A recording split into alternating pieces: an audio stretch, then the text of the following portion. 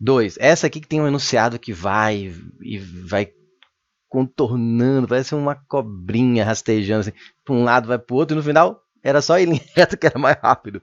A função é tal, esse ponto pertence a ela. Qual é o valor de A? Podia ser só isso a questão, mas não. Mas é legal que ajuda, isso é para testar se o aluno está firme com o conceito, está firme com as definições, com a nomenclatura, com os símbolos. Tá?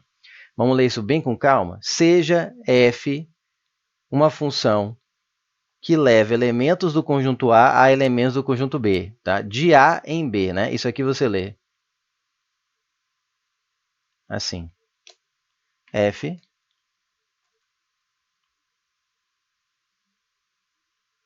F é uma função, né, de A em B.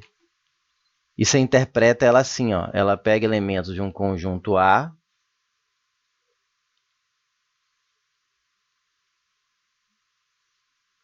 e leva, conecta. Lembra esse gráfico que você vê lá no início do ensino fundamental? Essa função conecta elementos do conjunto A com elementos do conjunto B. Vou colocar aqui. Tá? Então, basicamente, e agora quem é A e B? Ele vai falar. Ele fala primeiro que ela é uma função polinomial. Aqui o pessoal fica, meu Deus, é polinômio, estou perdido, vou pular.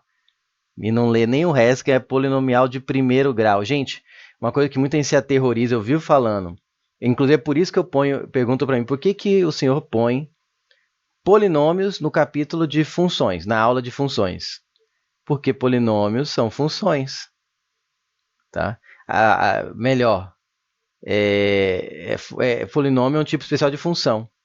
A função que você aprende no capítulo de funções, nas aulas de funções, que geralmente é função de primeiro grau, ou função também chamada de afim. E função de segundo grau, que é chamada de função quadrática, são funções, são polinômios. Tá? São funções polinomiais, são polinômios, só que é o polinômio de grau 1 ou polinômio de primeiro grau, é a função afim, é a função de primeiro grau. Então, de propósito, a FT colocou função polinômio de primeiro grau, para o pessoal surtar, quem não domina, quem não entende, e só decora a fórmula e tal, e lê polinômio, acha que é polinômio, surta. E, no fundo, é uma questão de função de primeiro grau, é uma questão super, hiper, ultra, diretíssima. Você vai só substituir o ponto P lá e resolver.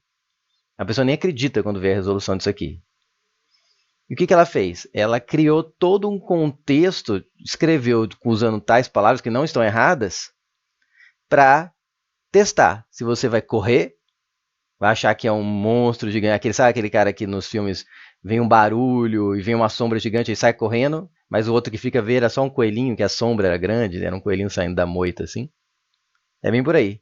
Ele cria toda aquela sombra, aquele tenso de função polinomial e conjunto nos reais e blá, blá, blá, blá, e era uma questão tranquila. Então, vamos continuar. Função polinomial de primeiro grau. Vamos traduzir isso aqui? Função de primeiro grau, também conhecida como função afim. Tá? Sim, é aquela que você tem f, que você toda hora usa, sem nem pensar. F de x é igual a x mais b, é ela mesma. Função polinomial de primeiro grau. Aí ela. É a função de primeiro grau. Onde A e B são subconjuntos do conjunto dos números reais. Bah, subconjuntos. Isso só quer dizer que A e B, esses elementos, as bolinhas aqui, são todos números reais. São parte deles. Essas bolinhas é uma fração do todo, que são os infinitos números reais. A é um pedaço dos números reais, não sei qual, e B um outro pedaço dos números reais, ou o mesmo pedaço. Enfim, são subconjuntos dos números reais. Sabendo-se que f de x é igual a x mais 12, que é a parte que importa mesmo, tá? Então ele me deu até parte da fração, ele não falou x mais b, já te deu b, ó, é 12. Onde A é uma constante real, ou seja, reafirmando aí que é uma função em primeiro grau, isso aqui é uma constante real. E o ponto com coordenadas P, 3, 42 pertence ao gráfico de f, é correto afirmar que. Gente, ele podia ter dito, a função f de x igual a x mais 12, P pertence a ela, quanto é A? É a mesma solução que eu vou fazer agora, a mesma, tá? Ele foi mais formal. E assim testou seu conhecimento, né? Seu domínio de leitura, interpretação, nomenclatura. Tá? Então, se esse ponto pertence ao gráfico dessa reta, e a gente sabe que num ponto a primeira coordenada é o x e a segunda aqui é o y, né? Os pontos têm sempre esse formato aqui, o x, y, ou x, f de x. Então, ele está me dizendo que quando eu troco o f de x por 42, eu estou autorizado a trocar o x por 3. Ou melhor, quando eu troco o x por 3, o f de x vira 42. Então, vou colocar o f de x 42 e o x 3. E o b ele já deu que é 12, né? Ele já falou que é ax mais 12. Vou até colocar aqui, ó.